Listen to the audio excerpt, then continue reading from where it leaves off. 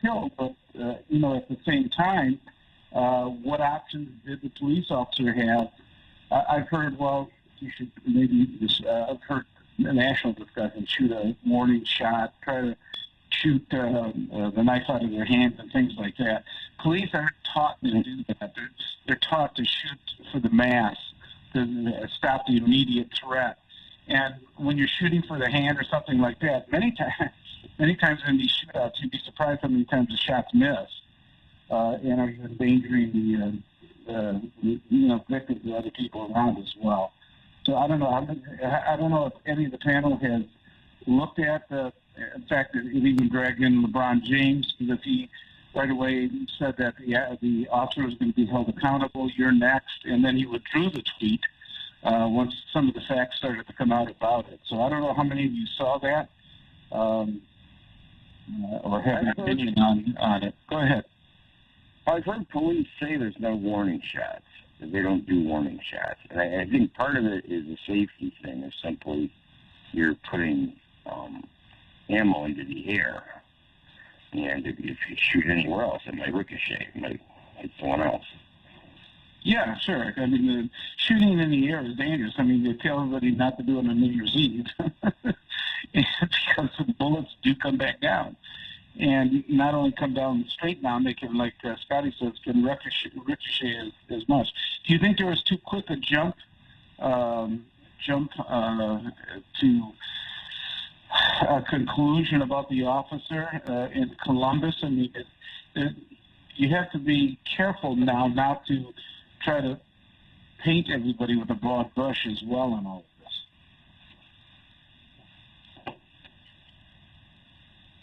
Bob, one thing I'll say is that when that came out, it's like you said, there was a heightened time of, national emotions. So people, this news came out, and it just felt like another blow. It felt like, oh, maybe there's some hope that we're going to make progress, and then this happens, and it just feels like this big emotional blow. So when you say that we have to wait for the facts, like that's totally true, and that's totally accurate. But I think there's also still an emotional hit from that, because even though it was a very difficult situation, and even though we may not necessarily have seen as much or any intent for malice from the officer, I mean, the fact of the matter is that all of these folks who've been shot by police, right, and I'm not talking just African Americans, I'm talking everyone, white, black, purple, it doesn't matter. The one thing that they all have in common is that they're all victims of poverty. And it's just like Dr. King said, we cannot have true racial equality in this country until we finally break the scourge of poverty that not only impacts African Americans, it impacts Latinos, Latinas, it impacts white people, it impacts everybody in our country. And the system of poverty and systemic poverty, that's what puts people into these dangerous situations where they interact with law enforcement, they interact in a negative way with law enforcement, and we see these tragic outcomes. Okay, we already have some callers on some of this. Go ahead, John. John, you're on. Good morning, Mr. Ficano. Hey, this trial taught me one thing. I think we should have these speedy trials. It's been 1 year ago since this cop was convicted. Okay, the other guy's neck, it was guilty. Everybody's seen what happened, okay? And if it's caught on film, we need not to waste time through the court system delaying for trials.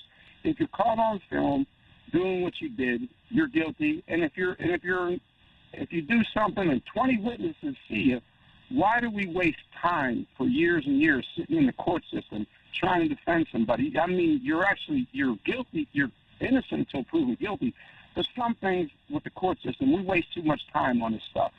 And another thing I have to say is, I wish the politicians would step away from trials. Don't Maxine Walters, President Biden, LeBron James, stay out of this.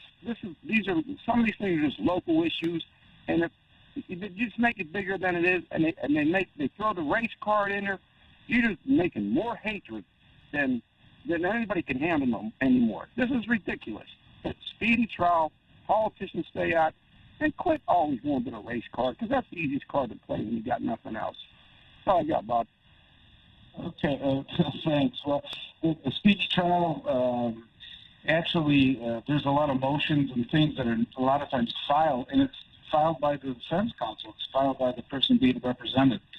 And a lot of these motions take time for them to be sorted out by the judicial system and by the judge. And some of them are so crucial that they have what they call interlocutory appeals, that one side so vehemently disagrees with what the judge did, that they seek permission to have a very narrow ruling from the Court of Appeals on some of the issues that are in front of the court.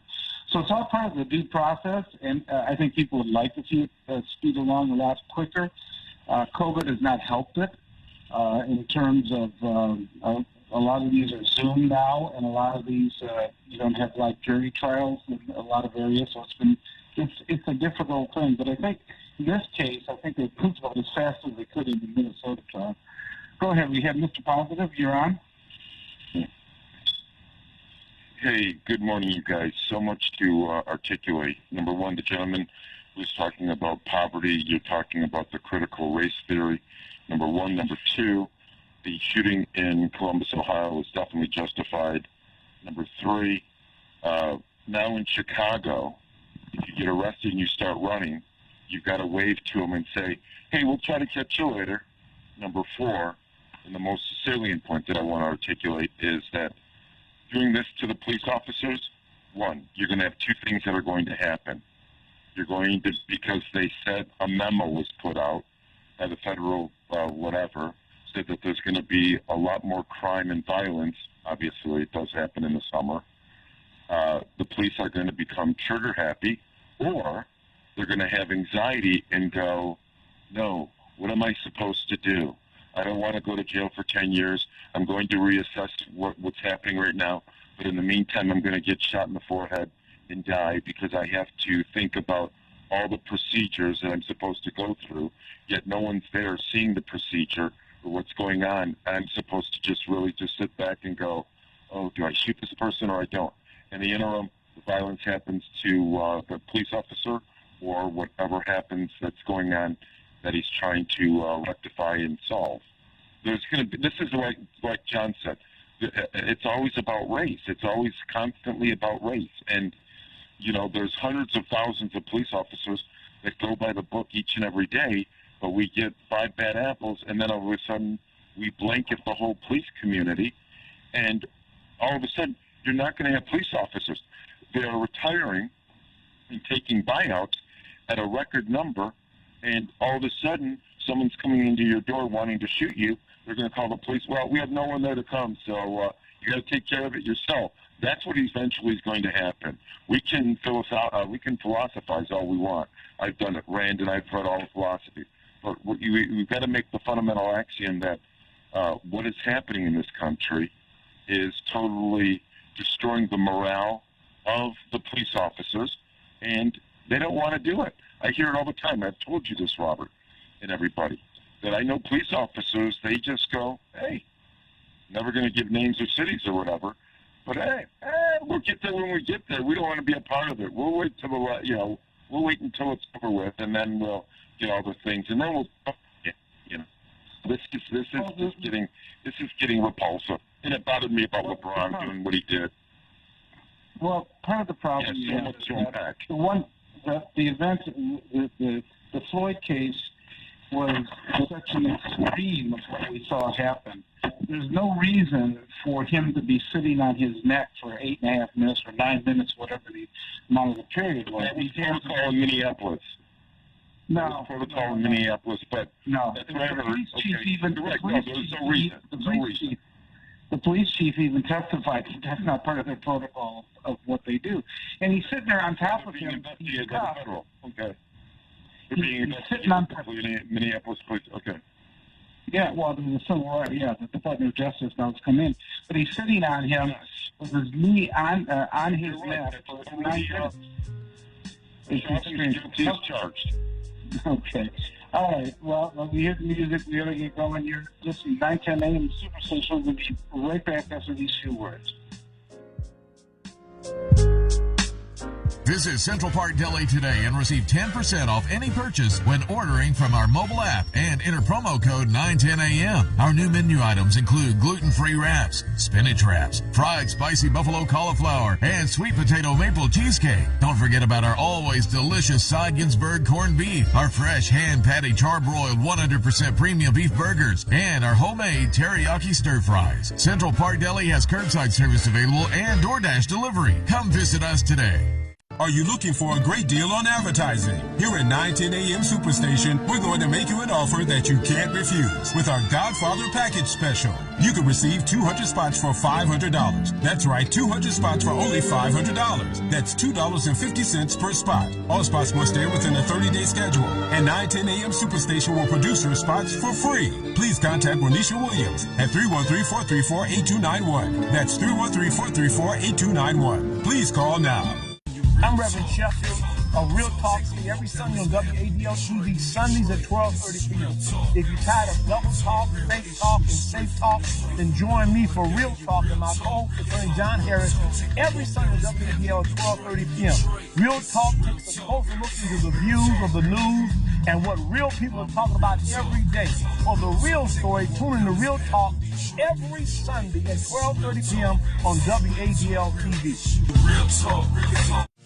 The All About Women's Health Boutique is the place for a perfect fit for you and all of the ladies in your life. Beginners bras and beyond, whatever your need, we can provide the perfect fit. From sports bras to mastectomy needs, sizes 28AA to 52M, our certified and experienced fitters are at your service. Call the All About Women's Health Boutique today at 248-477-2729 to schedule your appointment for your private fitting. Enjoy the comfort of our beautiful boutique as our certified fitters provide the best of service. Located at 33104 Grand River in downtown Farmington, All About Women's Health Boutique offers the best bras in the industry. So call today to schedule your private fitting with our certified and experienced fitters. And breast cancer survivors, your bras and prostheses may be covered by your health insurance. All About Women's Health Boutique, 33104 Grand River in Farmington, 248-477-2729. Call for your appointment today.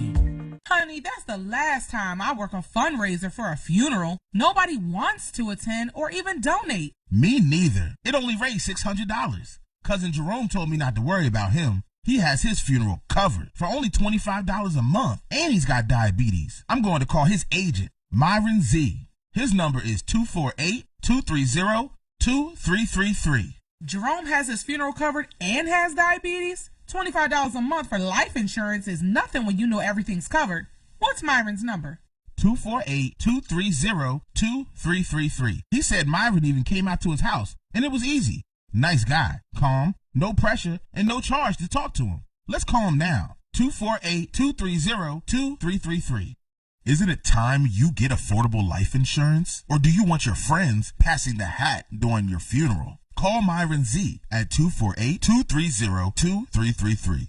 248-230-2333. 910 AM, the Superstation. This year will bring you the 2021 Triple Crown coverage, starting with the 147th Kentucky Derby, Saturday, May 1st at 5 p.m. Then on Saturday, May 15th at 5 p.m., we will bring you the 146th Preakness Stakes. Finally, we will have the 153rd Belmont Stakes at 5 p.m. We will have all the live calls of each race, interviews, analysts, and predictions. Get all the action on WFDF, 910 AM Superstation, our 910 AM app, iHeartRadio, and it will also stream on the 910 AM Facebook platform.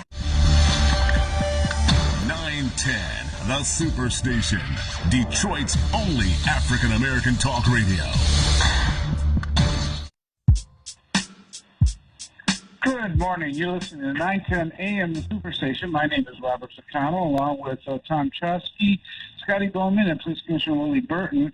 Before we get to our first guest, Sharon, you had some words on the topic we were talking about? Is Sharon with us? I want to state, when it comes to that 16-year-old young lady, I want to know how many bullets penetrated her body that was shot. The 4 or 5 shots that was shot by the police officer. How many did make contact with the body? And I feel it's an overkill. I want somebody to explain to me how it is that whenever a white person comes in contact with the police, they are well trained. But when it comes to a black person, the police, they always say, is not trained. They need more training. Why don't they need more training when it comes to white people? Most of the time, a white female or a male, a white male, they are never shot or shot and killed, whatever, when it comes to any crimes or anything. Statistically, there are more whites that are shot by police than statistically there are. Killed. We sneeze a move, blink our eye, we dead. So I want somebody to explain to me why is it that they are so trained when it comes to white people, but not trained when it comes to black people. Well, first of all, statistically, there are more whites that are shot by police than there are African Americans. The African Americans do get highlighted, though, because many times there doesn't seem to be a justification for the accelerated use of force that the officer uses. And so a part of what the national debate now that you're seeing in some of the legislation in Congress, as well as I think a lot of the police department, is how do you what they call de-escalate the situation, which involves other type of training that goes with that, not to pull your gun out immediately upon approaches to certain circumstances and things like that. But like what we saw in Columbus, sometimes the officer had like 10 to 12 seconds to make a decision as he's approaching, trying to gather everything in and make a determination. I mean, the parents of the young lady that was on the car, if the officer doesn't respond and she gets stabbed to death, they're now going to say, why didn't you do something about it when you still had a chance? So it's not easy at this point in some of those decisions that they have to make. But thanks for calling in. We appreciate it. Last caller before we get to our guest. Go ahead. Somebody want to say something? What I was going to say is, a little perplexed. I know the racial thing came up just now, and I think sometimes it's hard to really separate the level of coverage something gets versus how frequently a type of incident happens. But like recently, we had this thing happen in D.C. where they passed this anti-Asian hate crime law, and of course, I think everyone here is against Asian American hate crimes. But I don't understand why they need a race-specific law. When I remember as far back as 1980, civil rights statutes successfully prosecuted the killers of Vincent Chin, making sure that they got a severe sentence where initially they had gotten just probation from the under the local, or state homicide laws. So, this already exists, and we already have federal legislation that prosecutes people for hate crimes, even if a conventional murder conviction fails. I don't see why the extra law. So, gentlemen, what happened in Columbus, Ohio was very devastating. Just to watch this video, the officer had 10 seconds after he got out the car, as he was getting out the car, just to witness women going at it. This should have never have happened, number one. If the officer would have used his taser, this could have went a different way.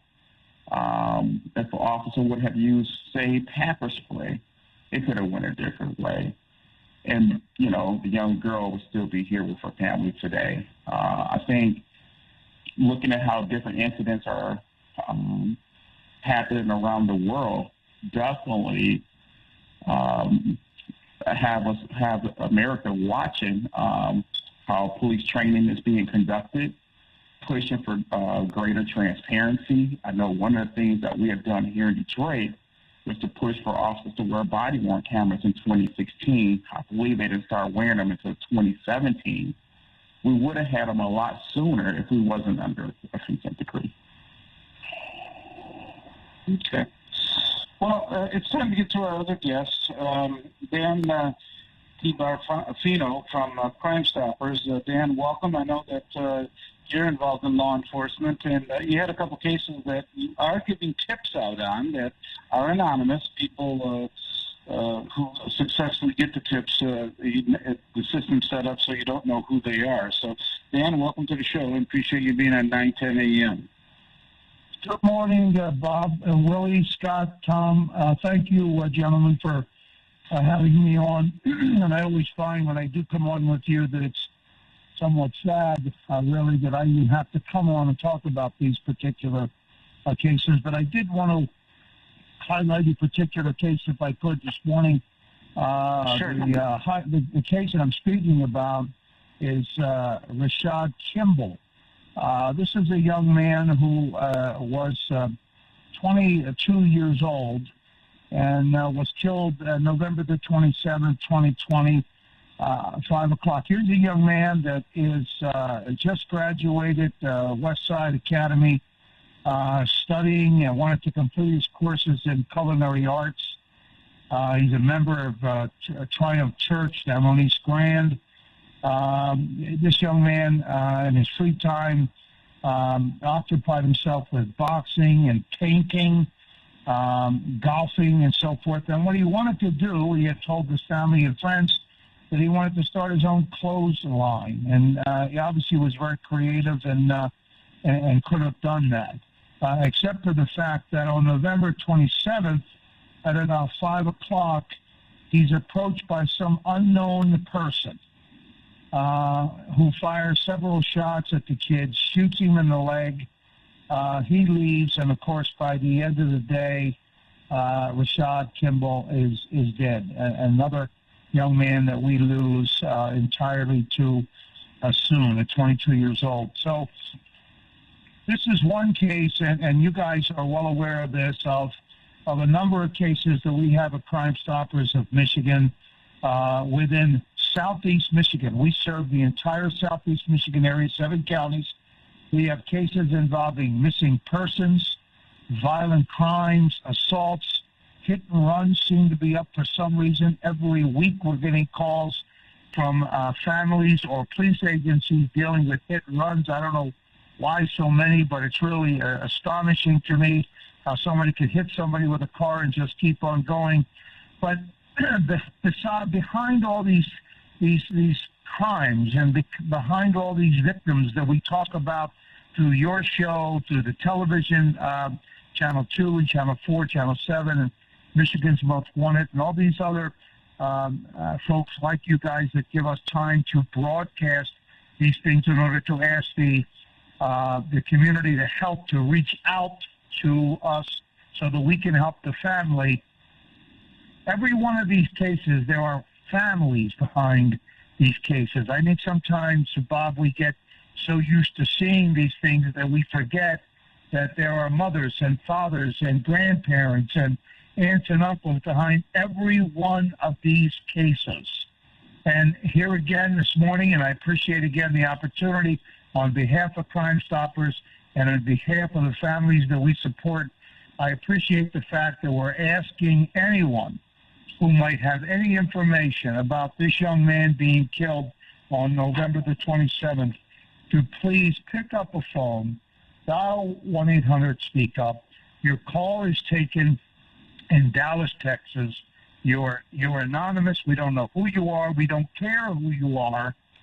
And we need the information so that we can pass it on so the family at least feels that they get some justice.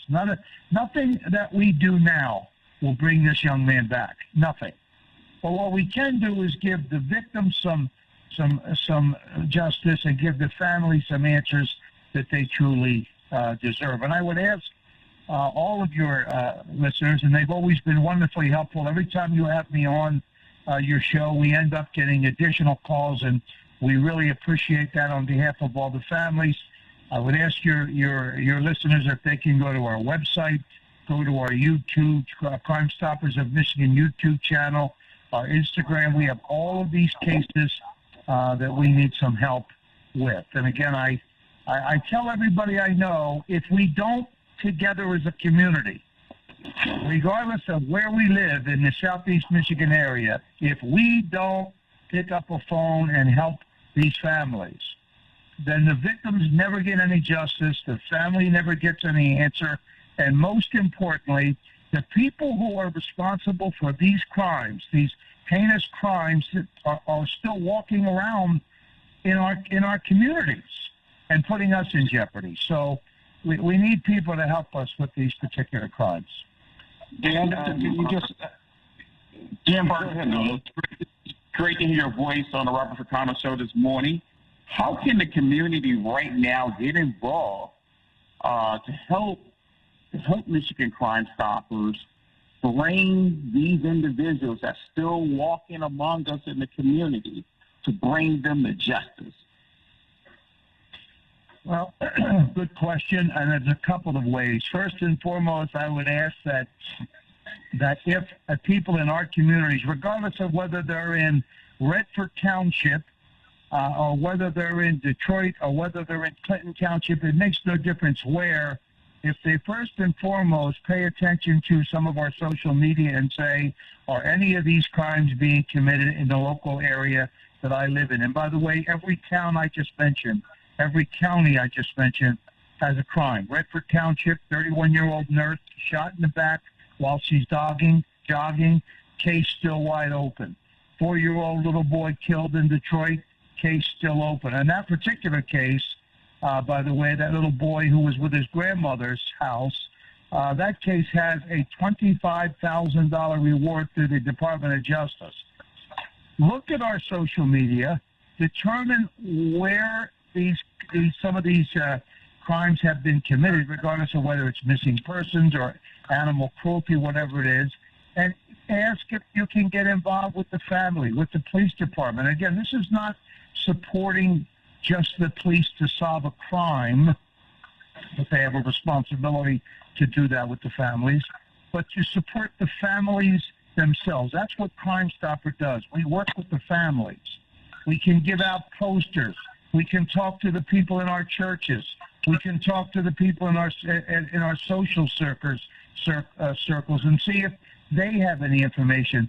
All of you guys know, as I know, that none of these crimes are committed in vacuums. Somebody knows something. And my fear is, and you guys have mentioned this many, many times, that we've been allowed to be on your show, which we appreciate, is the question, is if I really call Crime Stoppers in Michigan, is it anonymous?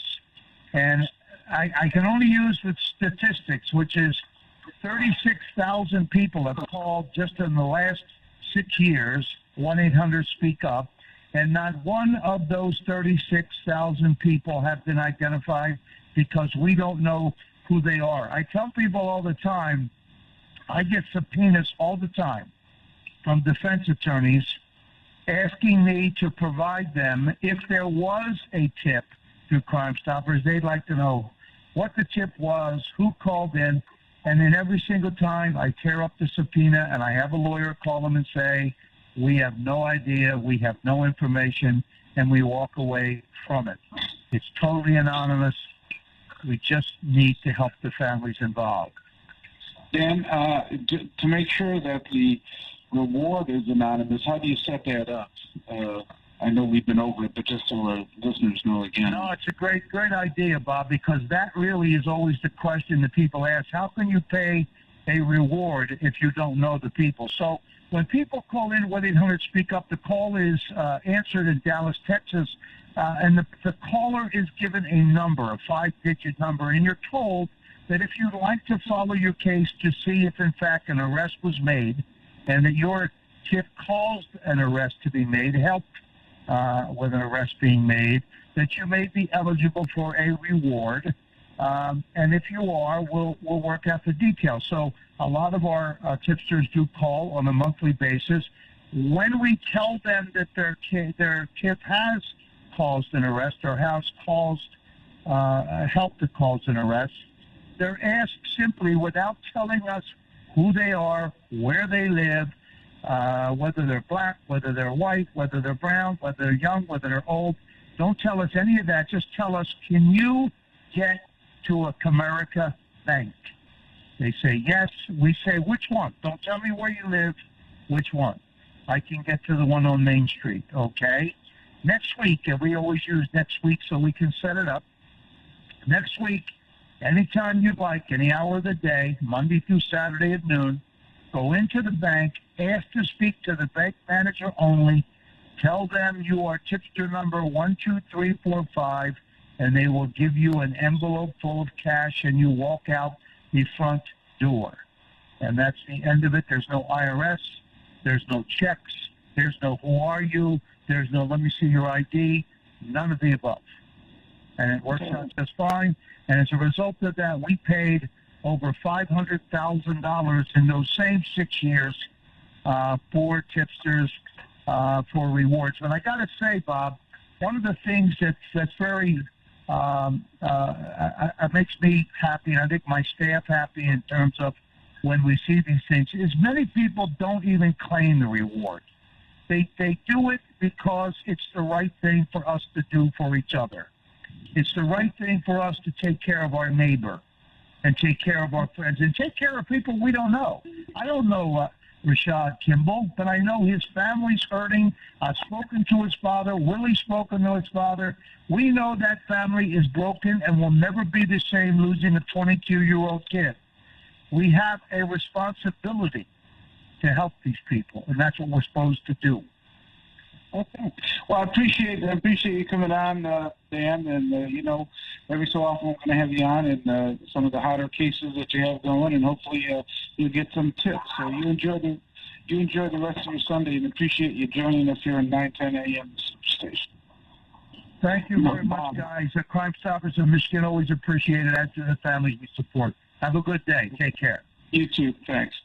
I just want to add one quick thing for our listening audience. If you know anything, heard anything, please dial 1-800-SPEAK-UP, because these families are in pain.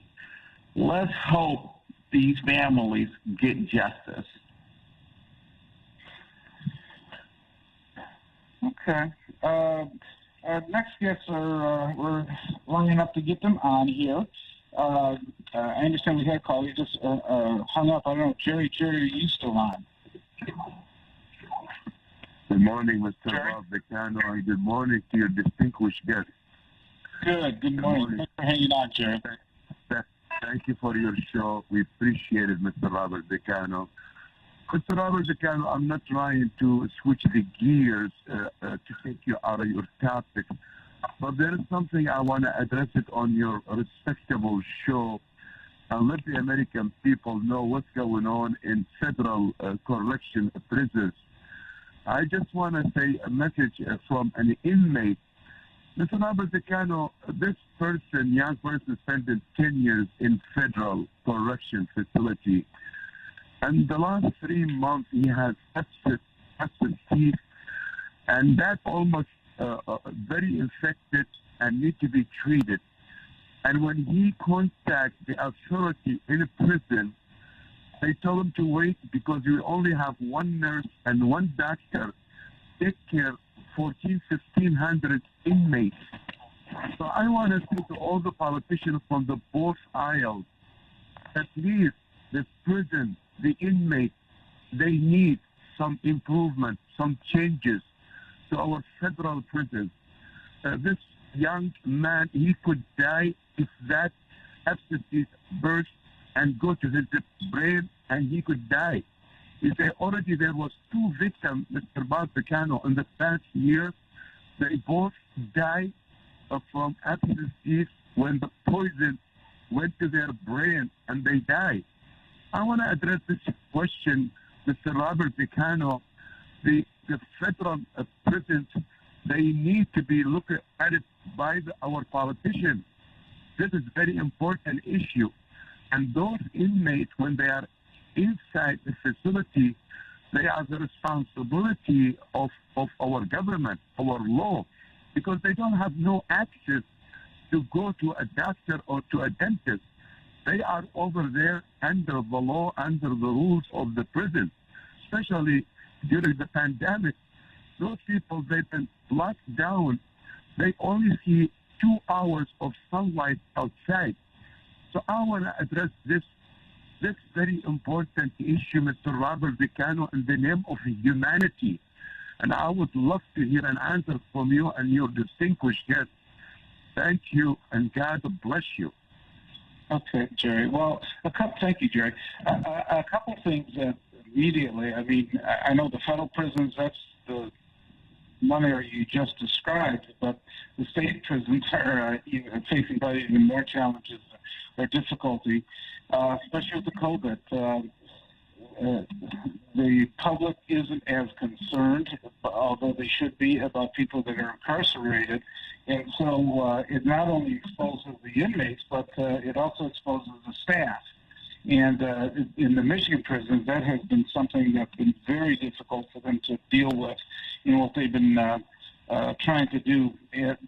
One good thing that might come out of some of this is the money that's going to be available now. It should be through some of the Biden proposals that have passed and have been put in. There's billions of dollars that I believe with the health care of the inmates, that some of that's going to be directed towards the correctional system, probably not only on the federal level, but also I think this is important is on the state level at this point. I've not seen a lot of actual public reports on the COVID situation in the state prisons. I know it was very bad. I don't know what remedies have been taken for it. There isn't a lot of disclosure on it. Probably, I'm guessing the union for the correctional officers are going to be the ones that eventually, if the things aren't being taken care of, are going to go ahead and make sure that that the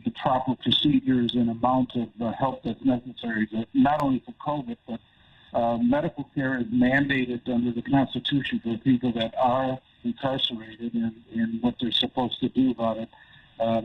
It's sad to hear about it. There's only one nurse, and it's going to take a month to try to see someone that's incarcerated. I've never heard it that long, but it's possible. Who knows with the staff shortages that are happening right now. So, I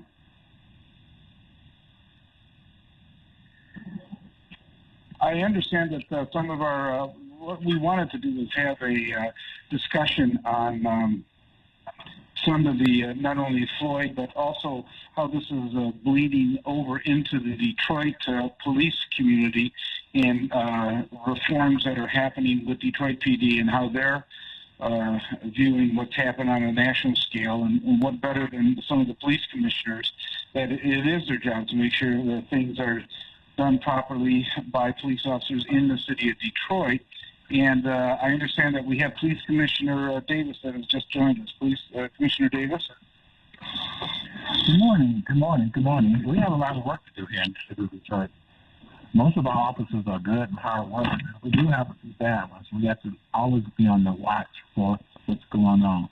We always want to make sure we got good community support and that we are doing, that we have our officers doing a good job for the people. One of the issues that always comes up is use of force, use of deadly force. And we see, obviously, in the Floyd trial, the inappropriate use of force that ultimately led to the conviction of that officer.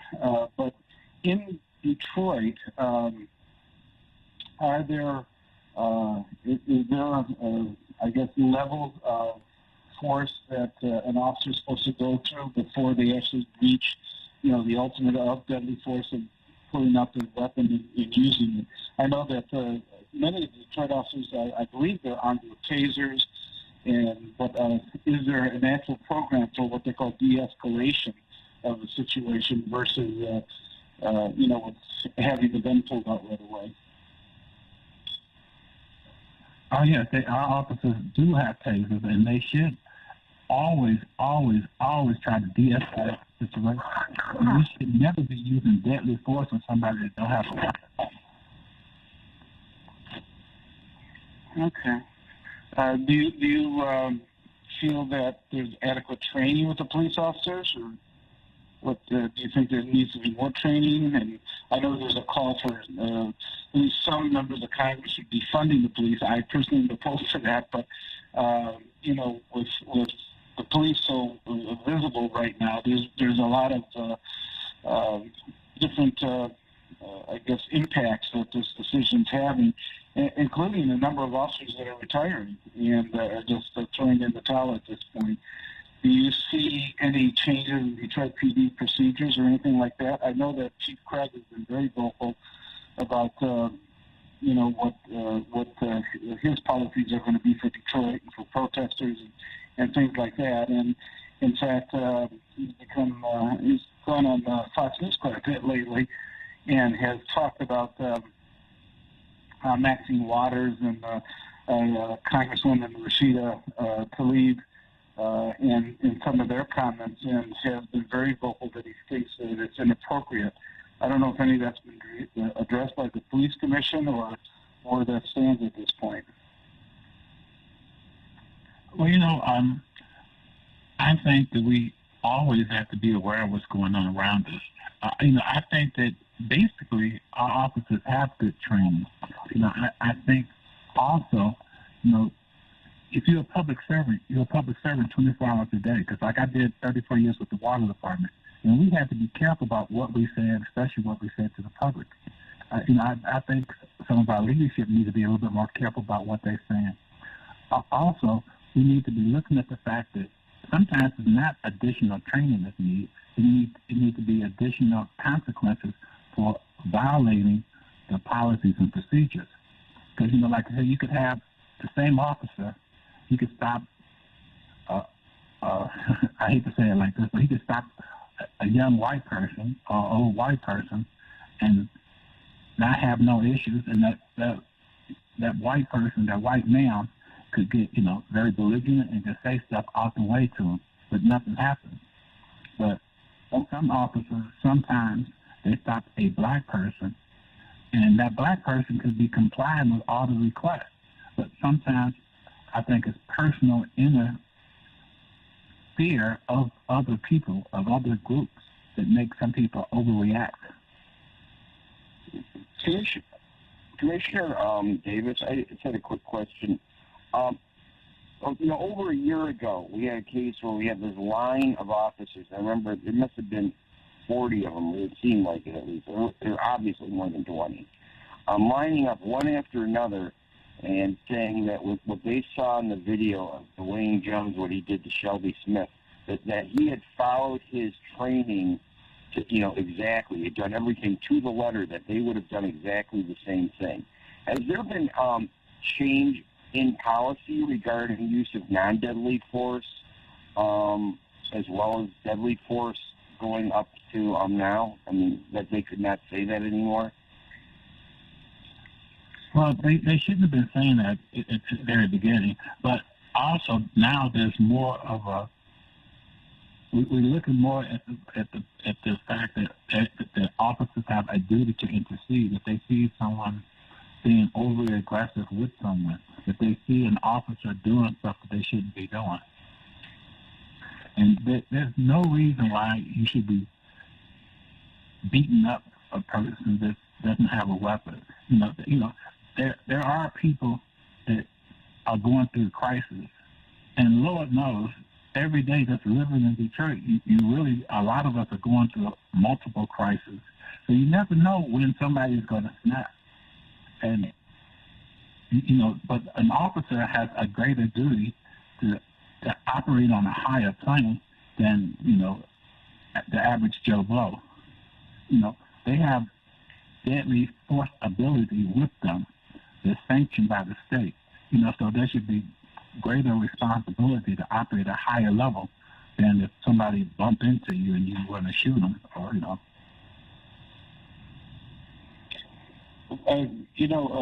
Commissioner, I was wondering about the statements by Chief Craig about Maxine Waters and Rashida Tlaib that said he threw a party for Congresswoman Tlaib to leave, but also said that Maxine Waters should at least be censored, if not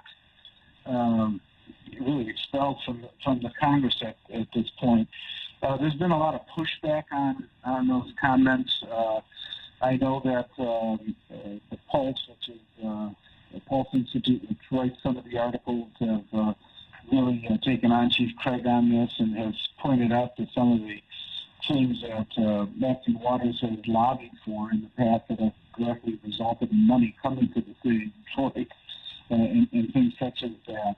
Do you think that the police chief should be so vocal in what he's saying about, I know there's a First Amendment right and things like that, but employers can restrict what employees say. You can say it, but then you have to leave if the employer wants you to. But you think in this case that the chief has gone too far in some of these statements he said about to leave or Maxine Waters?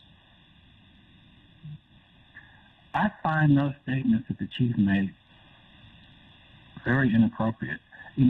Perhaps I could almost see it better if the chief had came out and said something, something about what was going on in the insurrection, on January 6th. I did not hear no call for, any of those people trying to overthrow the government to go to jail and do this and do that. Or I didn't hear no call for President Trump to step down. And, he, in my opinion, instigated an insurrection. So it should be a double standard. If I can see if he's consistently, talking about political people that's doing wrong. And I think that no matter what he may think of what Maxine, Congresswoman Maxine Waters or Congresswoman Cecilia Lee did, that none of that rises to the level of what Trump has done. Do you feel that it was appropriate for while the jury was deliberating? I see. Can you hold on? I see we're up against the break right now, so we're going to continue on. We have the Police Commissioner Willie Davis and our usual panel. Also, 9:10 AM Superstation. We'll be right back after these few words. Are you looking for a great deal on advertising? Here at 910 AM Superstation, we're going to make you an offer that you can't refuse with our Godfather Package Special. You can receive 200 spots for $500. That's right, 200 spots for only $500. That's $2.50 per spot. All spots must air within a 30-day schedule. And 910 AM Superstation will produce your spots for free. Please contact Renisha Williams at 313-434-8291. That's 313-434-8291. Please call now. Do you owe more than $10,000 to the IRS? If so, you may qualify for the IRS's Fresh Start program. The Fresh Start program is one of the biggest tax breaks the IRS has offered. Call Tax Group Center at 800-685-6150 to see if you qualify for the IRS's Fresh Start program. Their team of tax experts and attorneys will get you the best tax settlement possible. Call 800-685-6150 now to learn if you qualify for the IRS's Fresh Start program. Call Tax Group Center at 800-685-6150. 800-685-6150. Are you drowning in debt? Struggling just to make minimum payments? It's not your fault. Serious debt can happen to anyone, but there is hope.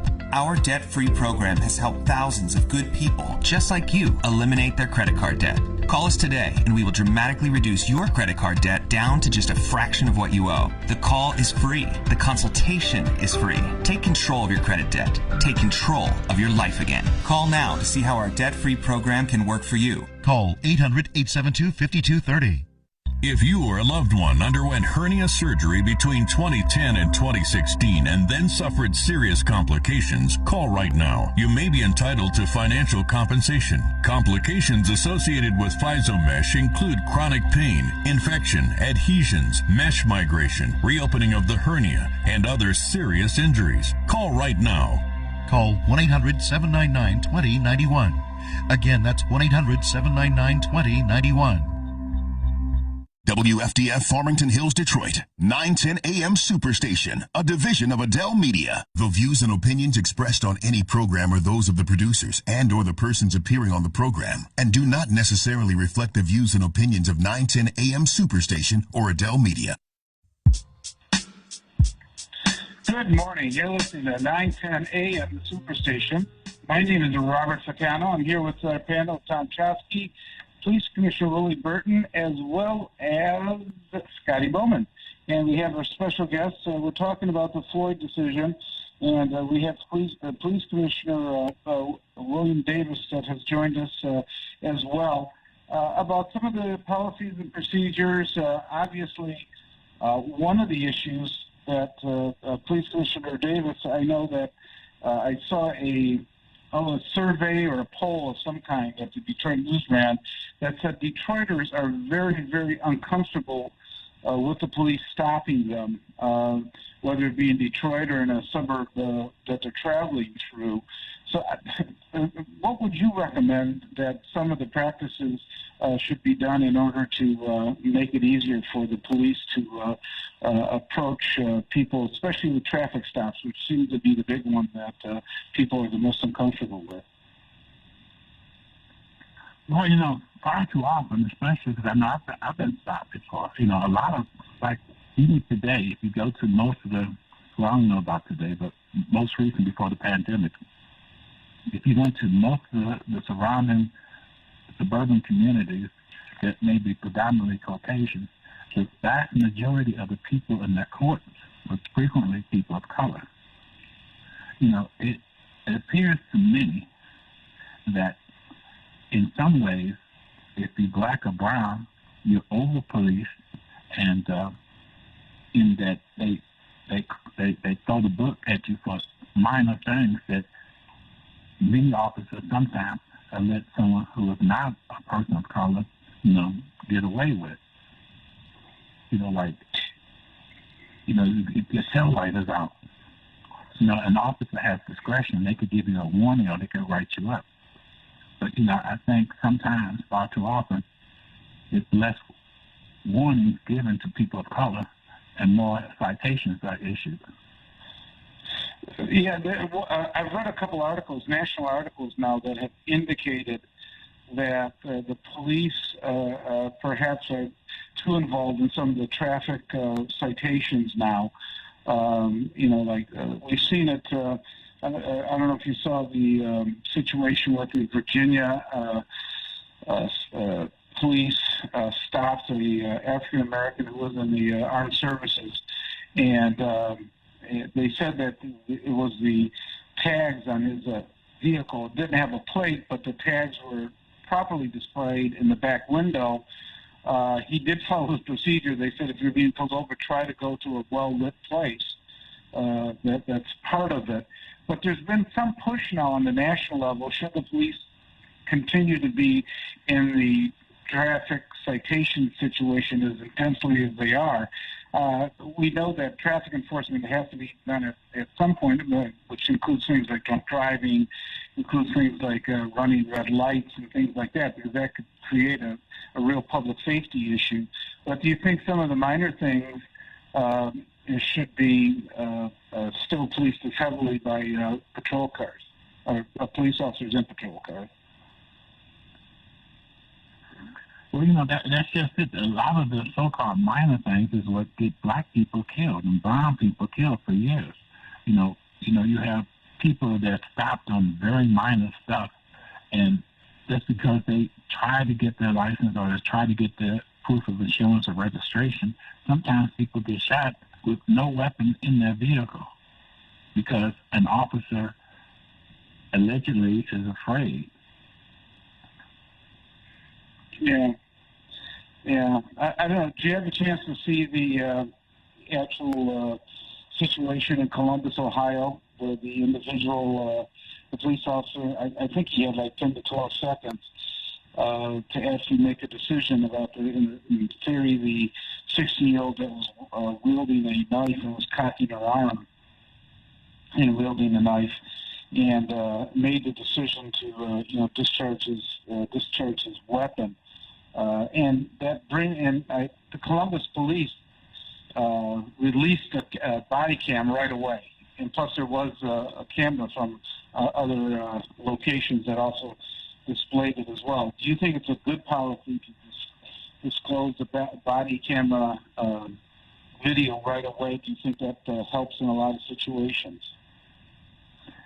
Yes, I do, because especially we have situations where it's questionable about how quickly somebody may shoot. And don't get me wrong, if if somebody thinks that they're protecting someone else, you might need to shoot, but an officer needs to, first tell that person to stop, tell them that that they're an officer, and tell them that that they're going to control it. Stop. Step back. Do not proceed to go forward with the knife. Towards the other person. You're supposed to say things like that, or you should say things like that, and you should be ready to tase them rather than shoot them if need be. Yeah, one of the issues with tasers. Go ahead. But Commissioner Davis and also Mr. Robert Ficano, just when I looked at the video, I didn't even hear any audio. Did anyone hear any audio? Yeah, I hear there was audio where he said, get down, don't do this. What are you doing? Or something like that. He did, to the 16-year-old that was wielding the knife, he kept telling her to stop or to get down. There was there was audio that implied some of this. But I know I got two police commissioners on the line here. One of the issues is that I've seen situations where Detroit has released the body cam right away. One was, I believe, last summer where an individual approached the police officers that were executing an arrest and fired what looked like point blank, and he missed them. I don't know how, but he missed them, fortunately, and they returned fire. That video was released right away. There's been one or two others that have been released, but there's a recent shooting, I think within the past week, where the video wasn't released. So there seems to be an inconsistent policy of when it's released and when it isn't, which I think leads people to be suspicious whenever it's not released now, because in a couple of instances it's been released right away, and then in some instances where it involves deadly force where it hasn't been released. Do you think there should be more of a consistent policy by Detroit PD in releasing those videos? Oh, I think there should be a consistent policy, especially if it's under questionable circumstances. Commissioner Davis, like you and I, we have been, asking for the release of the video of Nikita Wallace, a protester who was placed in a chokehold. And you and I have been calling for that since last year. We still waiting for that video, along with other video with protesters being run over by a police cruiser. The department didn't have a problem releasing the video of Hakeem Littleton on San Juan Street? Yeah, McNichols and San Juan. But that still took a few hours. Was there any vote on getting that video released? Pardon? Was there a vote on getting the video released? And if there was, were the people voting against it? Well, I hate to say it, but it's very difficult to get a number of things done. Our board is actually empowered to do a whole lot more than what we can and should be doing. But quite frequently, issues come up that the board leadership do not want to be addressed. Okay, I'm not as familiar with the procedures of the board. Can the board mandate a policy that body cam in a case be disclosed or released, say within 24 hours or something like that? I mean, do you have the policy do you have the ability under your rules and regulations to mandate such a policy on the police department? We can propose and make policy, but still, even when we do, that there's a give and take. It still goes back and be analyzed, and the department still gives comment on it. Yeah. So, I mean, I know that I'm presuming that if you, in a committee study or something like that, you say this is the policy that we want to see implemented by Detroit PD, and then they probably have a right, I'm guessing, to analyze it and send you back a response and say, well, we can or can't, we feel, because of these issues. But even if you disagree with them, then if you vote and say, well, this is going to be the policy, thank you for your input, can you mandate them that they follow the policy under your rules?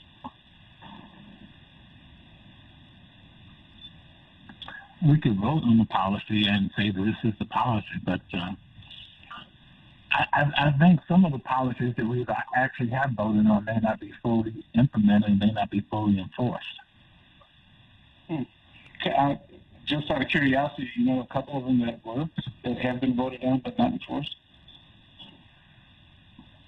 Not offhand, but okay. You know, sometimes it seems like it's very difficult to get information, or a number of times they tell us that we'll get back with you. And then if somebody's always getting back with you and never have the information available, that's usually an indication that they don't want the information to come out. Okay. It sounds like it's very difficult, some of the policies and procedures that you're working with, you're trying to implement for the police department. I know one of the issues, I believe, that has a couple of things issues that are still out there are a number of police officers, I think there's up to 40 now, that cannot testify in court proceedings because their veracity or truthfulness have been challenged and have been confirmed by the prosecutor at this point. Do we know what's happened to those police officers? I mean, are they still on the force? You know, there's, like I said, the original list, there was a number of officers that was on the original list that no longer with the department. But we still have some officers that would still appear on the list that have been reassigned to duties where they are supposedly not dealing with the public. But, you know, if it's alleged that somebody's falsified information or lied, or, you know, or especially if you lie in court, or if you, do stuff like that, that should be grounds, once it's proven, that should be grounds for immediately being terminated, not reassignment. Yeah, when I was sheriff, if you perjure yourself in court, or, even when you're giving sworn testimony, and especially if it impacts a case, you were separated from the department for the perjury, fired, basically. That was part of it. I guess one of the other issues that has come up is I know that the narcotics unit has been reorganized a couple times now. Has that been stabilized? Where there was apparently issues that were raised about corruption and things like that. And I know that Detroit PD said that they were going to handle it, and there wasn't an outside agency that was actually brought in. Was that completed? And do you know the result of that?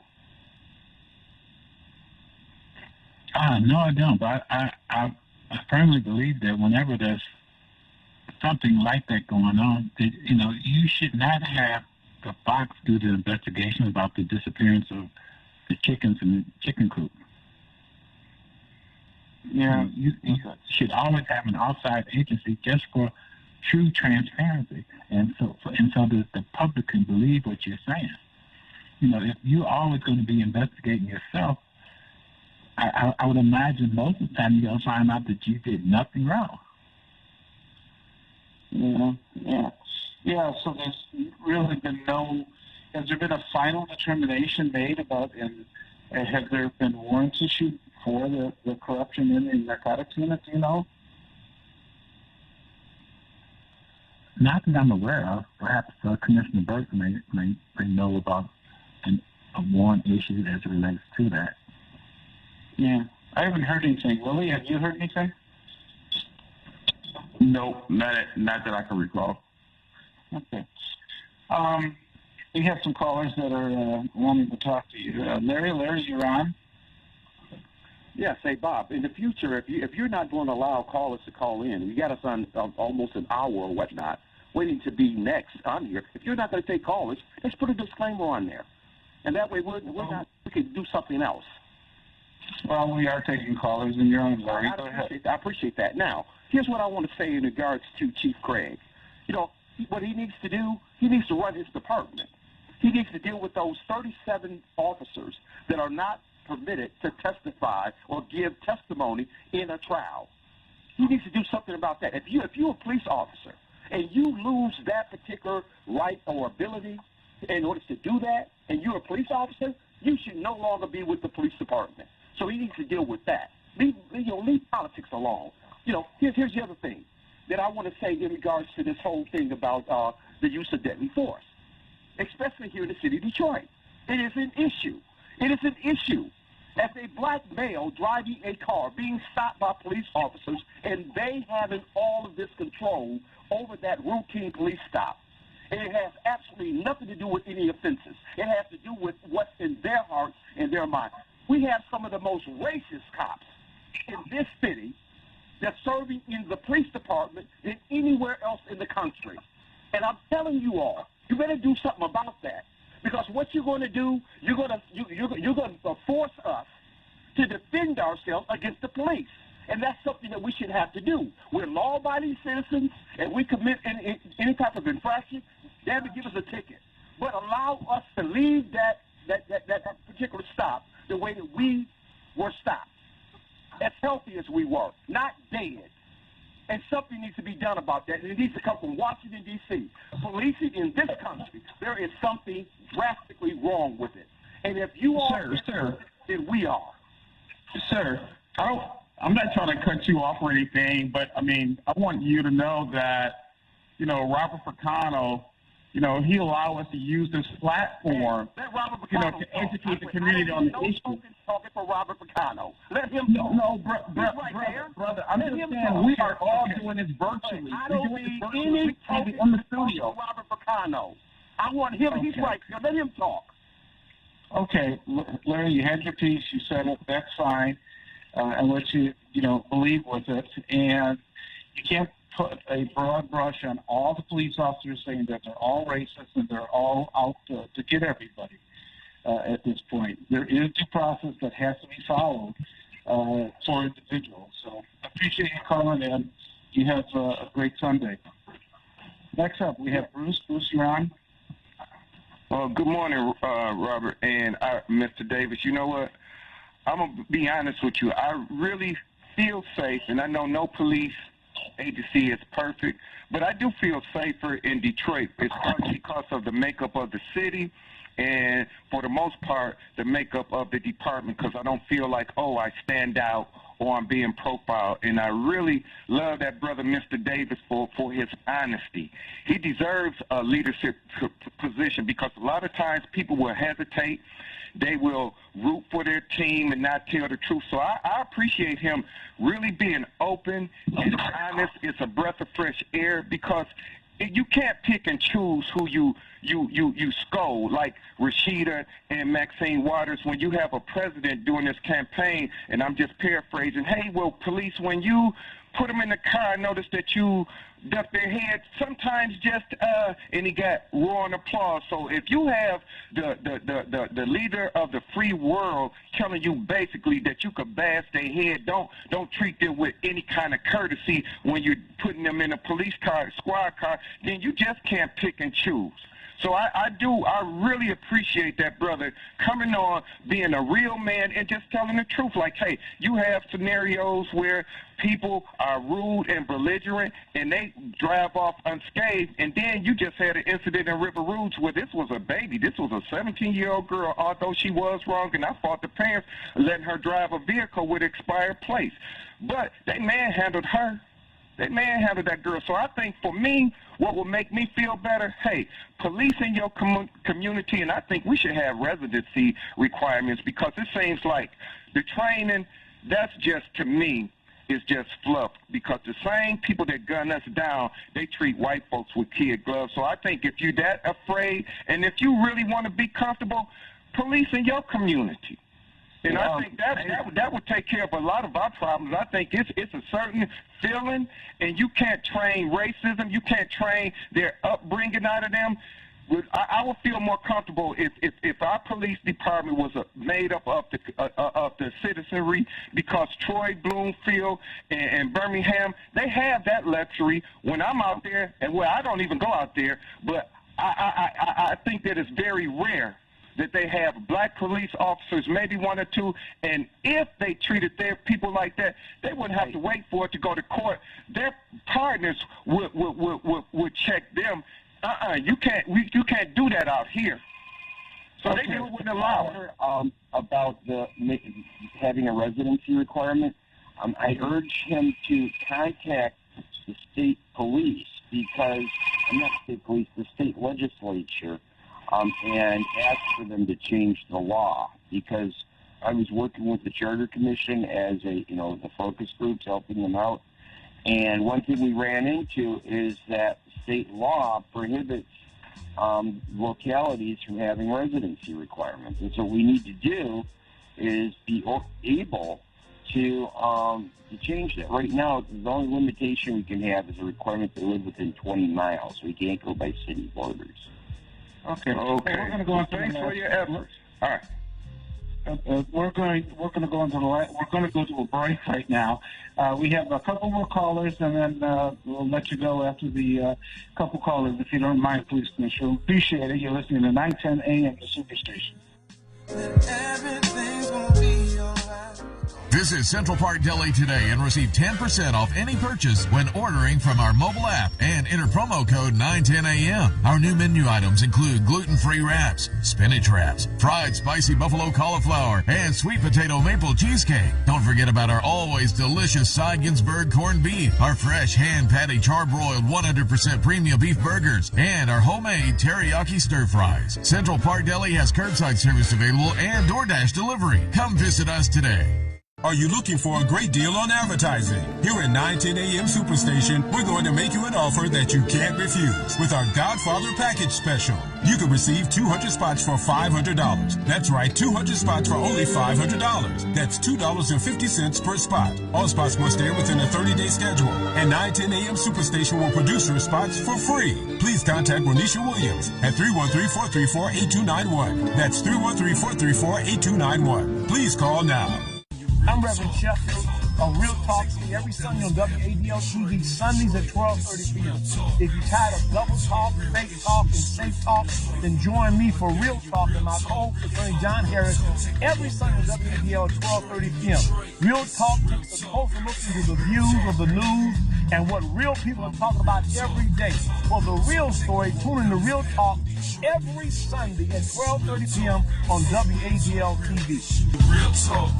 Need a little good news in your life? Well, here's the deal. State Farm has new lower car insurance rates in Michigan, so you can now get the service and convenience of State Farm agent DeLapo Shotopo at an even better price. That's right. State Farm can help you save more cash and get the good neighbor service you deserve. State Farm agent DeLapo Shotopo is ready to help you save in the Metro Detroit area. Call DeLapo Shotopo at 734-744-8255. That's State Farm agent DeLapo Shotopo at 734-744-8255. Like a good neighbor, State Farm is there.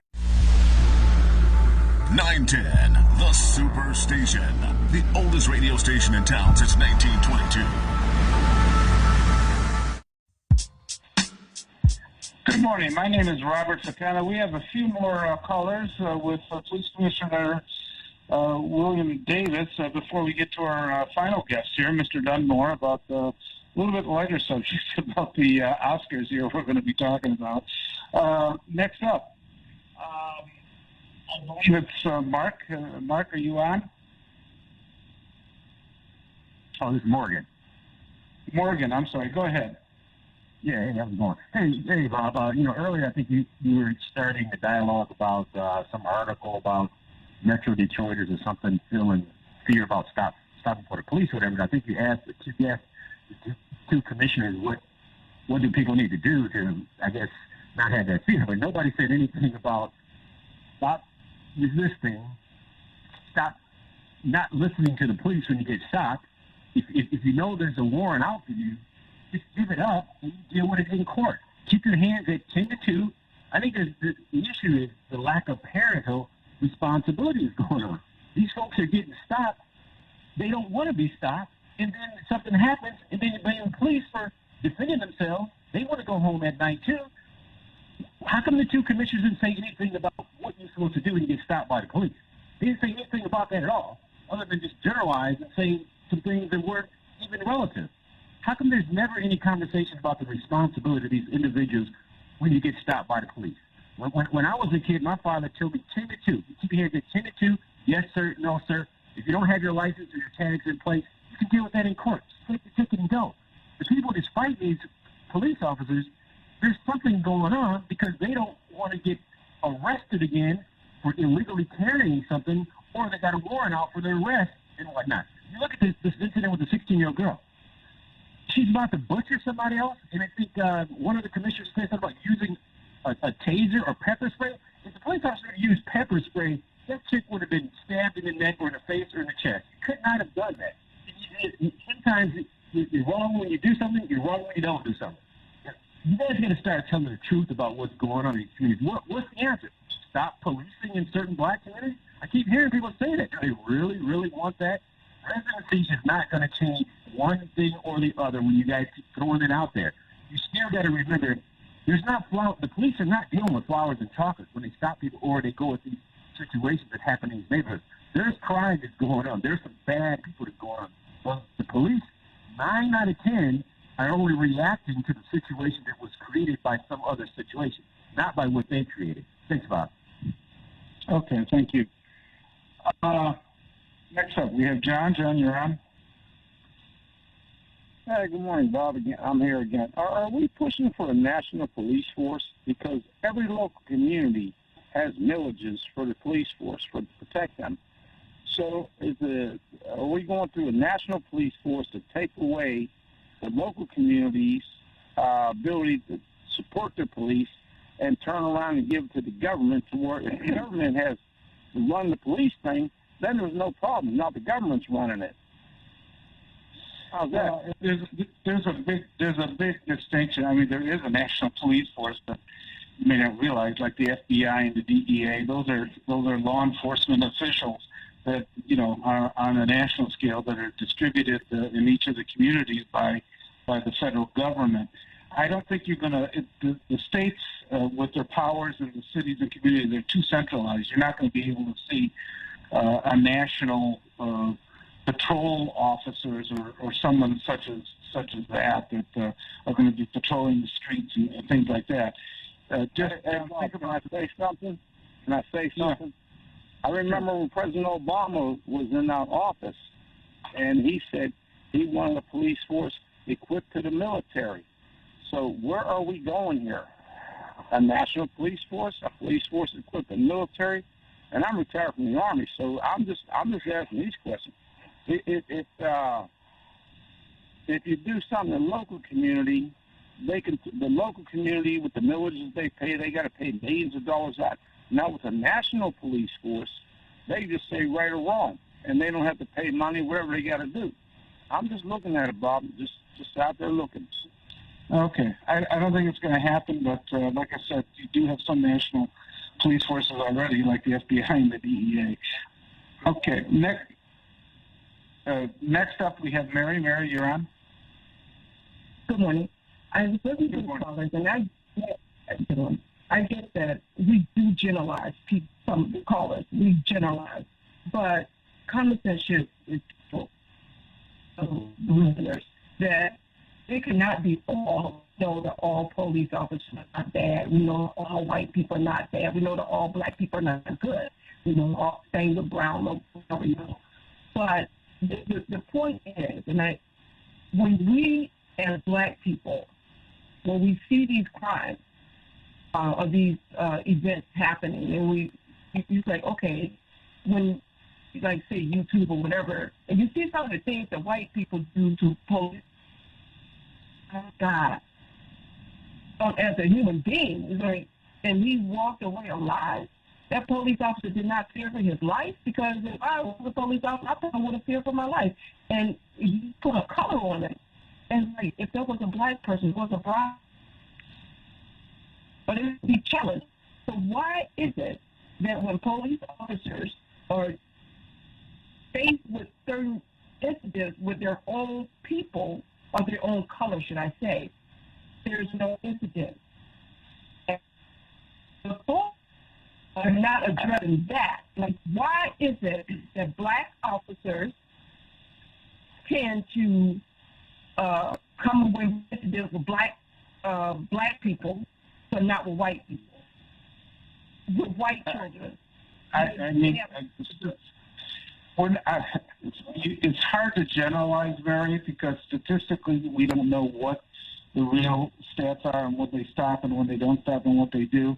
All I can point to, like when I was sheriff, what we did initially, and we worked with Congressman Conyers at the time, is that we used to have the police officers indicate the race of the individual on the ticket. And at first people were concerned about that, but what it did is it allowed us to track to see what the pattern was of the officer.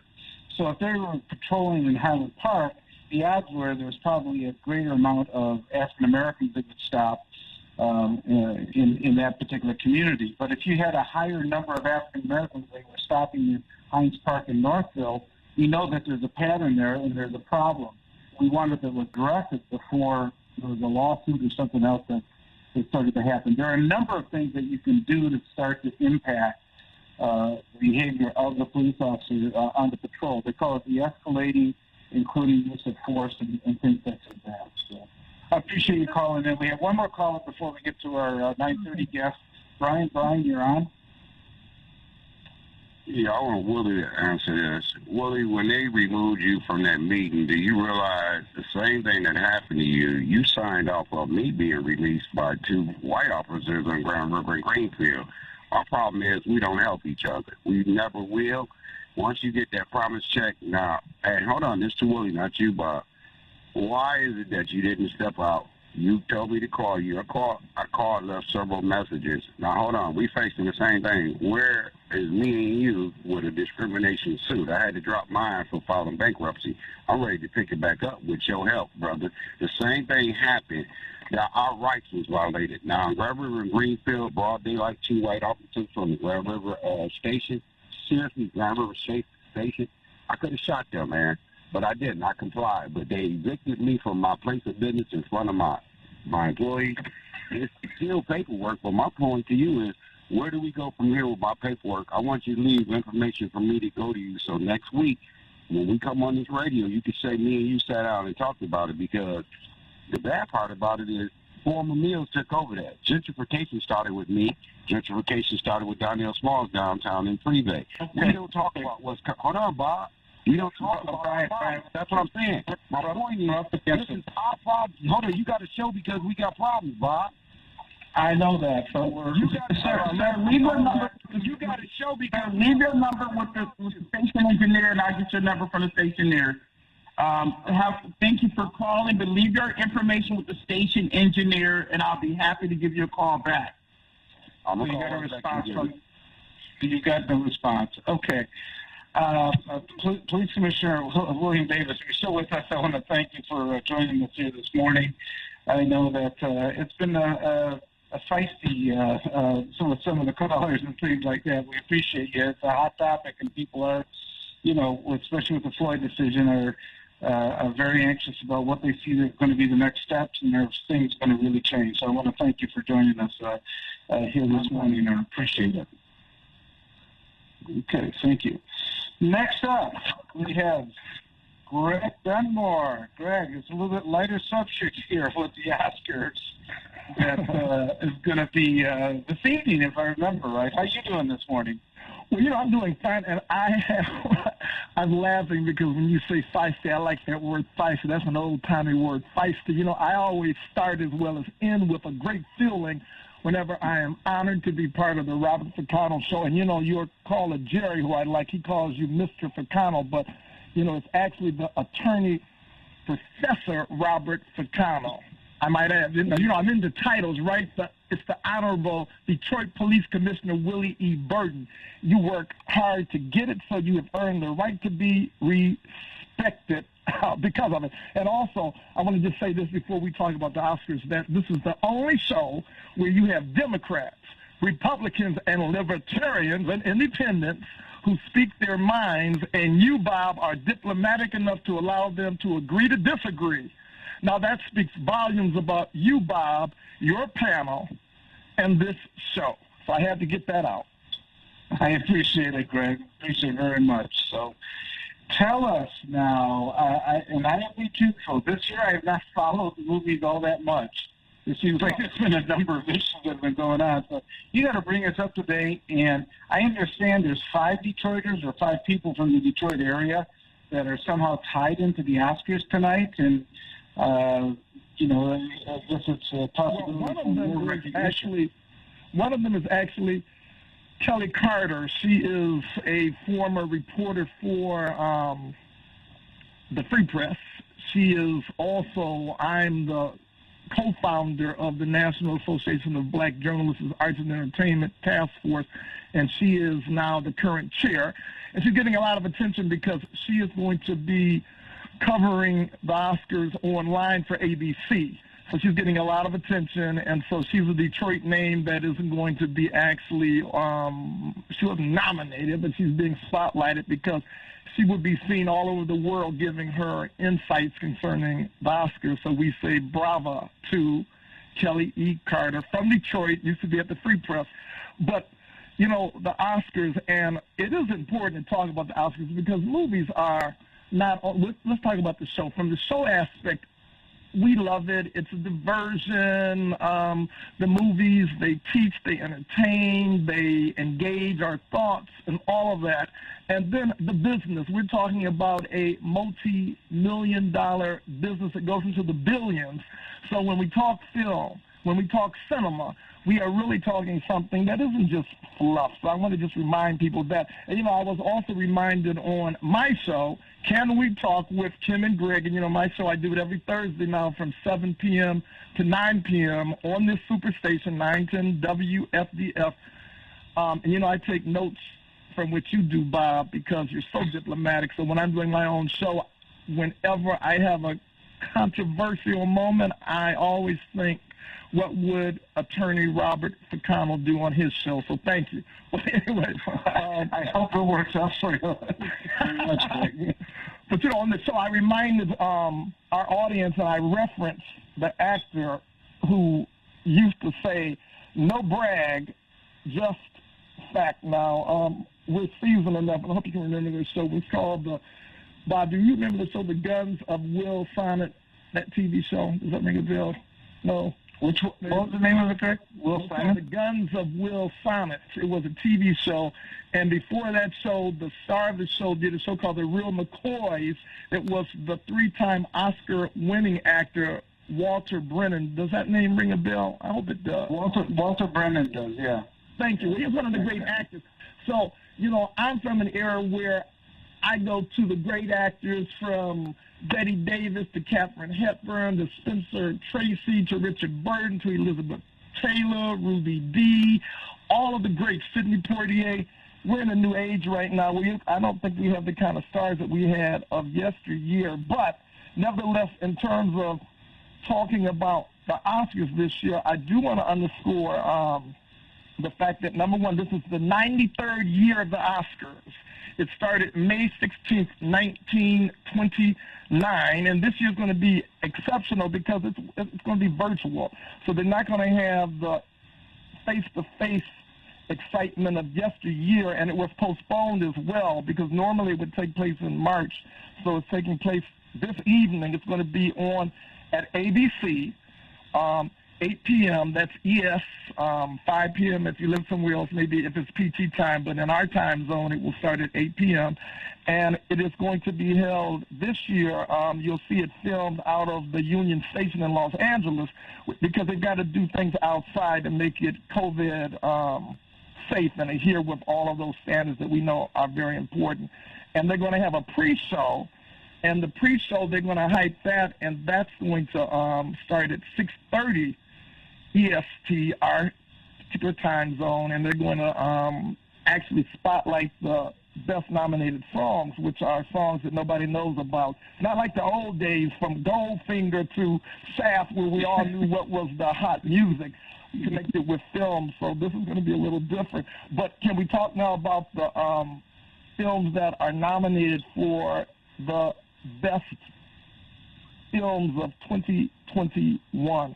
And I think it's important to talk about these movies because they're really good films.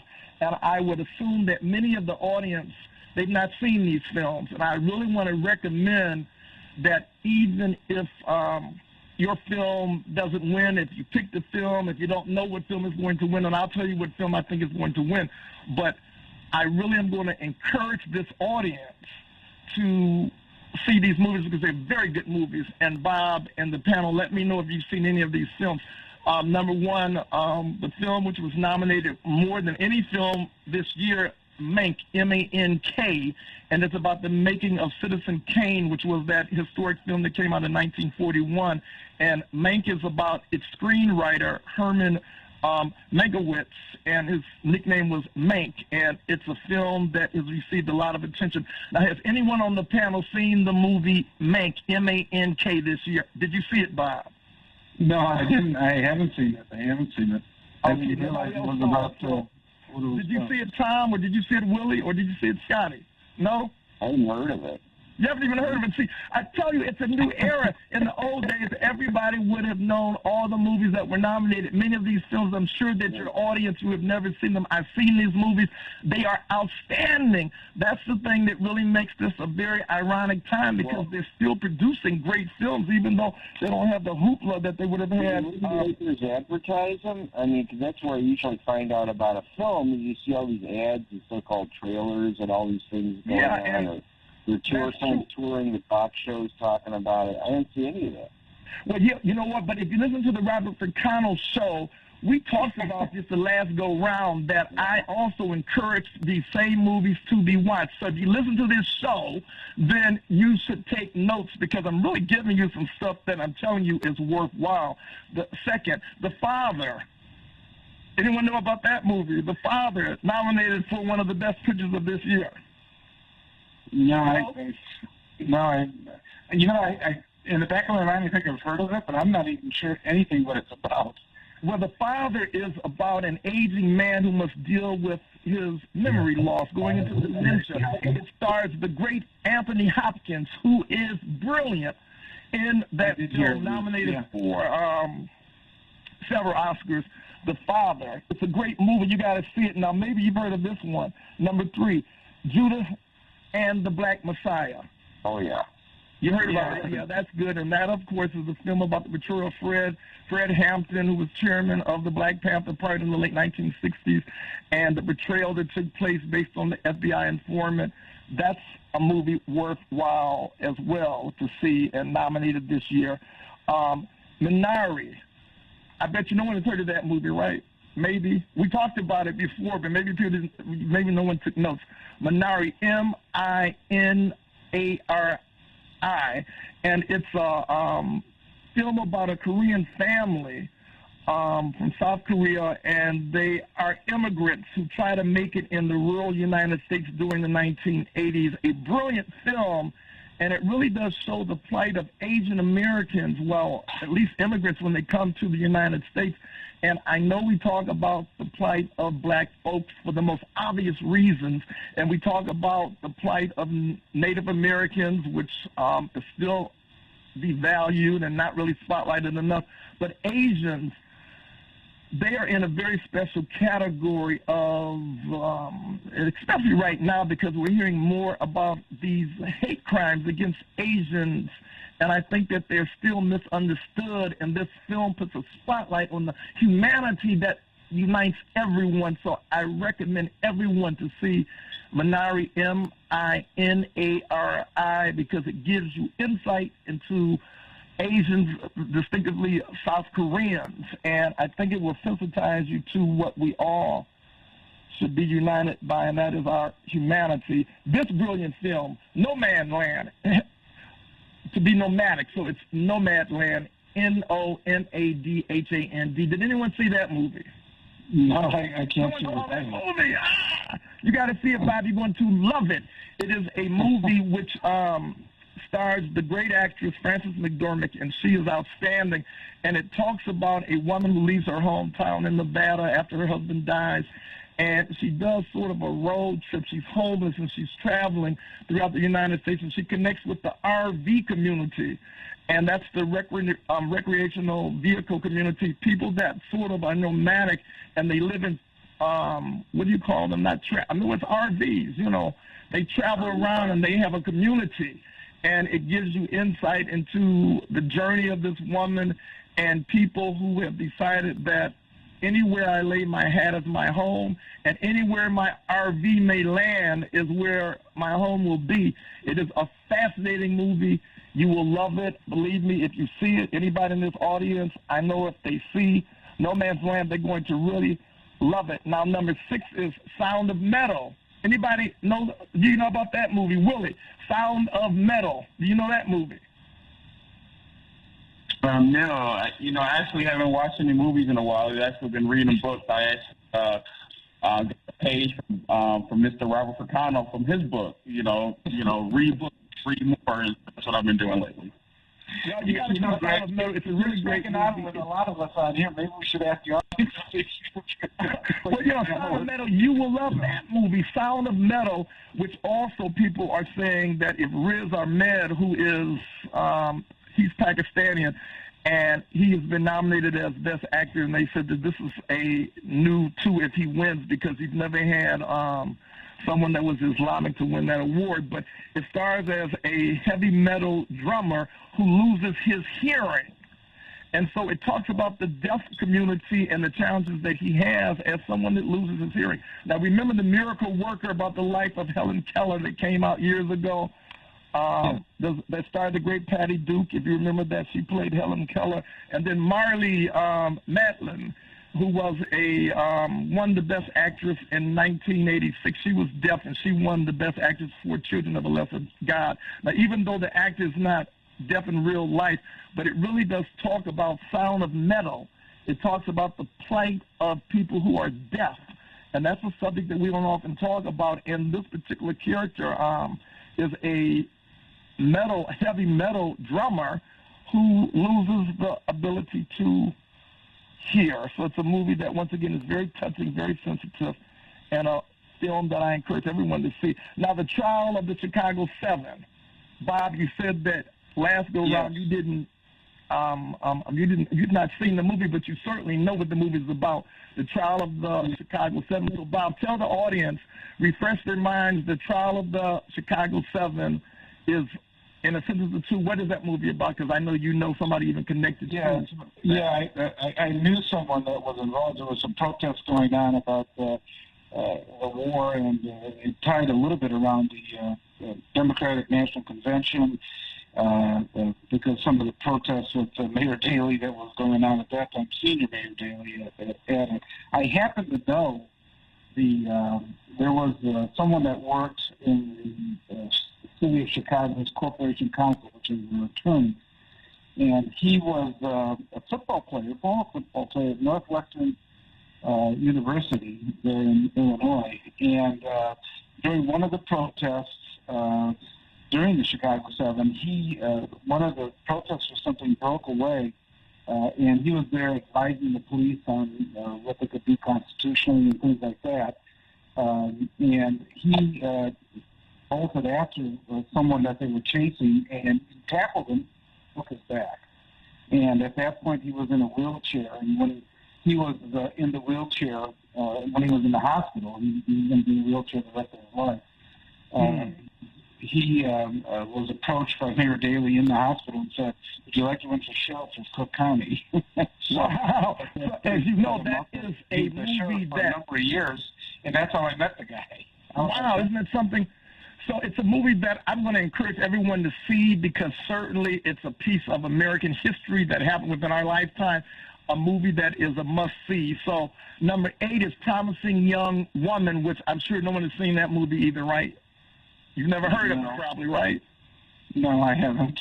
Well, that's the number 8 movie nominated this year, and it is a comedy thriller. And guess what it's about? It also spotlights a great actress. Her name is Carey Mulligan, who will probably win the Best Actress, maybe, but we'll talk about that in just one second. But it is a movie about a woman who seeks to avenge the death of her best friend, who was a victim of rape, which we know is a crime of violence.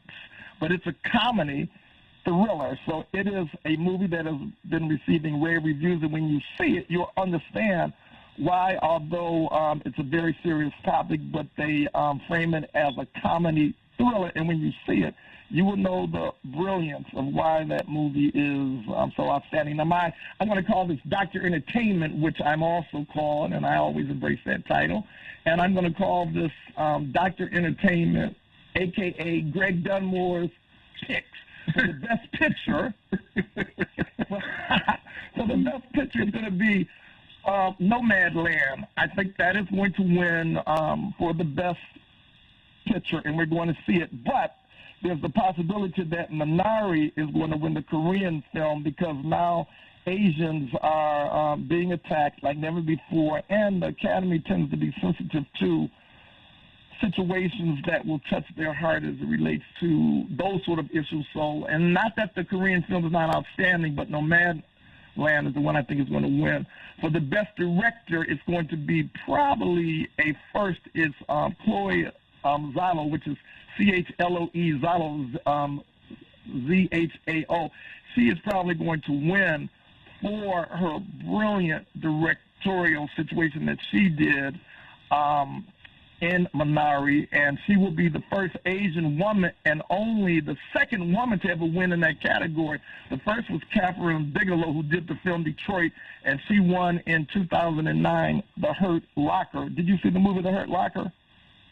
No, I didn't. I wasn't able to catch that one, no.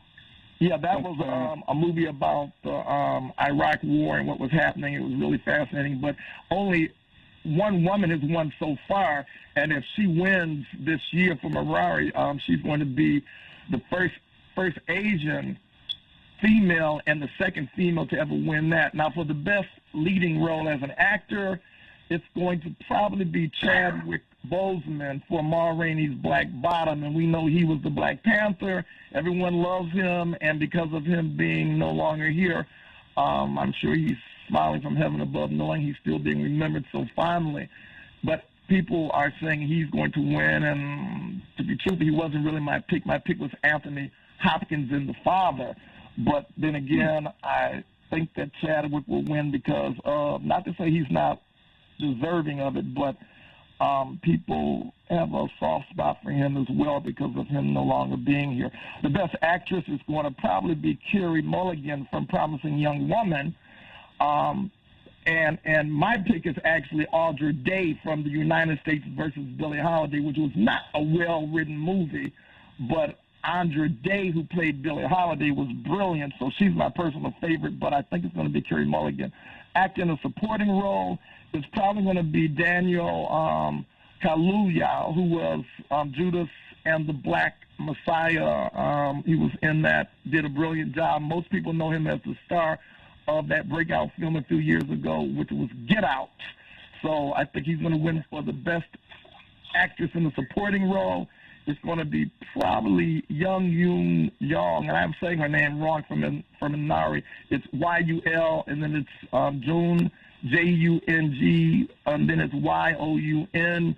She will probably win because she was brilliant in that, even though my favorite was probably Glenn Close from Hillbilly Elegy, which we talked about on the last show. Now, for the best animated film, it's going to be Soul, S-O-U-L, which is a Disney film that was absolutely outstanding. Did anyone see Soul? You didn't see it? No, well, the audience, you know, if you're listening, you haven't seen these movies, take notes because I want them to see all these movies. If you see them, especially when you're bored at home and you are socially distancing, you can get all of these films online. You just Google it, and you have to pay maybe $5, $6, $7. It's worth it. I do want to underscore this, too, that we talked about on the show that the documentary short winner is going to be A Concierto is a Conversation, which is about the pianist Chris Bowers and his grandfather. And it's a brilliant film, and I encourage everyone to see it. If you see it, you will understand what I am talking about. So anyway, there a lot going on. The movies are not what they used to be, but if you watch any of these movies, you're going to be impressed because great cinema is still part of what's happening today in 2021. And I want to tell the audience, too, that something fun to do is that there's a drive-in movie theater in the heart of downtown Detroit on Monroe, and I went it's fun, it's safe, and it's a throwback, Bob, to the days that you were at the drive-in doing things you shouldn't be doing, right? Yeah, I think there's one drive-in left in the Detroit metro area. I'm not sure if it's still in existence or not. Yeah, that was the Ford Wyoming Theater, and the Ford Wyoming Theater was actually, as of last year, the highest, most successful grossing movie theater in the country. Did you know that? The Ford Wyoming in Detroit was the most successful movie theater last year in these United States in terms of attendance. Wow, that's news. I didn't realize that. You know, Police Commissioner Willie Burton has a quick question for you here, Greg. Go ahead, Willie. Hi, Greg. Greg Dunmore, thank you for joining us this morning on 910. But I actually have a question for the station engineer. Station engineer, have the caller left a message for me? No, not as of now. Oh, okay. Thank you, Greg. On the previous call. Okay, I'm sorry. I thought it was pointed at you, Greg, but that's okay. Anyway, Greg, so I'm sorry. So why don't you run down real quick who you think is going to win the Best Picture as well as actor? No Man's Land, which stars Frances McDormand. It's a film about a woman trying to soul search, and she connects with the RV community. It is brilliant. It's kind of like in the films of yesteryear, like The Last Picture Show. Bob, if you see it, if anybody who is listening, if you see No Man's Land, is about the nomadic experience of this woman and a group of people who are part of a subculture in the United States. They live in their RVs, and you get an insight into this community, and it was a brilliant movie. I am saying that is going to be the Best Picture of 2021 Oscar. 93rd year that the Oscars have been given, which is the highest honor in film. Greg Dunmore, that movie called Breaking Bad, that was the last movie I saw pertaining to R&B. Have you seen that movie? Yeah, I saw that, and see, once again, who knew that RVs was such a popular topic to talk about? Never would have guessed that. There's no business like show business, and guess what? There's no show like the Robert Ficano show. RV shows are due to COVID. You hear the music, Greg. You're fantastic to have. We're glad to have you on. Appreciate you every time you come on. I know you only have your own show from 7 to 9 on Thursday nights here at 9:10 AM, the Superstation. I want to thank our board operator, Kevin, as well as our panel and the guests that we had this morning. You're listening to 9:10 AM, the Superstation. My name is Robert Ficano. We'll be back again with you next week. Are you looking for a great deal on advertising? Here in